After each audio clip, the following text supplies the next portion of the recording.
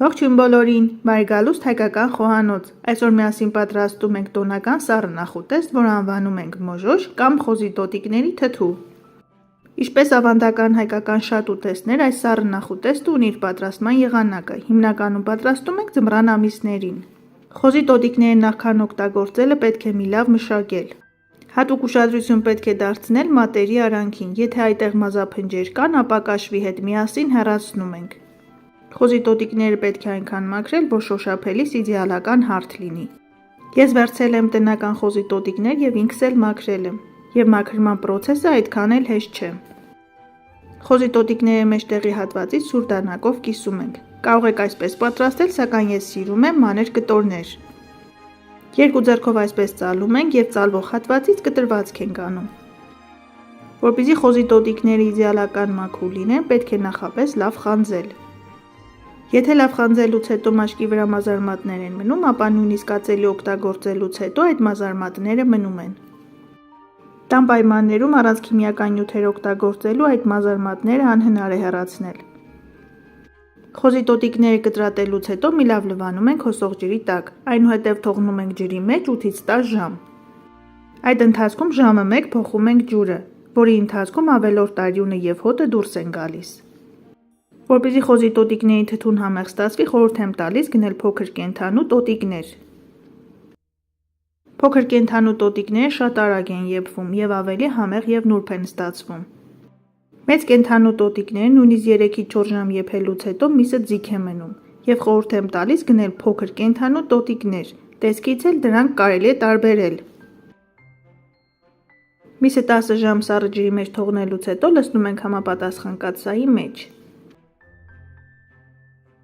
Վրան լցնում ենք սառը ջուրը այնքան, որ միսը ամբողջությամբ ծածկվի եւ դնում ենք գազօջախի վրա։ Այս փուլում ոչ մի համեմունք չենք ավելացնում, քանի որ երբ ջուրը սկսի եռալ 5 րոպեան ջուրը պետք է փոխենք։ Այս մի փոքր գործողությունը կատարելով կարող եք լինել վստահ, որ ձեր պատրաստած խոզի թթվից երբեք տհաճ համ եւ հոտ չի գա։ Միսը արդեն եփում է մոտ 5 րոպե։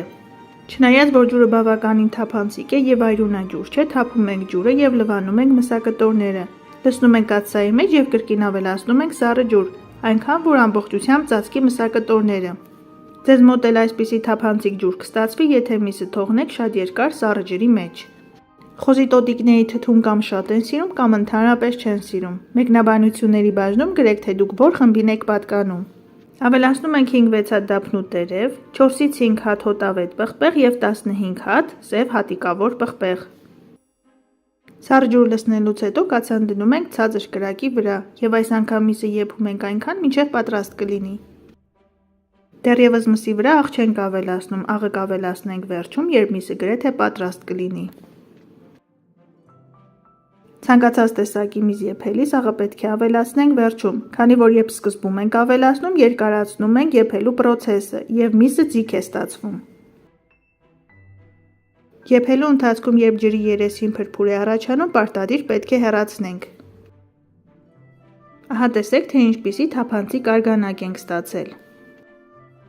Շատ տնային տնտեսուհիներ մոժոշ պատրաստում են հենց այս արգանակի մեջ, ավելացնելով քացախ եւ սխտոր։ Այդ դեպքում արգանակը սառչելուց հետո քարանում է, ես նախընտրում եմ պատրաստել առանձին մարինադ։ Միսը արդեն եփում է մոտ 1 ժամ եւ գրեթե պատրաստ է։ Ավելացնում եմ 2 թեյի գդալ աղ եւ կեփեմ այնքան, մինչեւ միսը արդեն փափուկ կլինի։ Մարինադ պատրաստելու համար մեզ անհրաժեշտ է սառը ջուր, քացախ, գազար, դափնու տերև, հատիկավոր սև պղպեղ, աղ եւ 2 ճաշի գդալ սխտոր։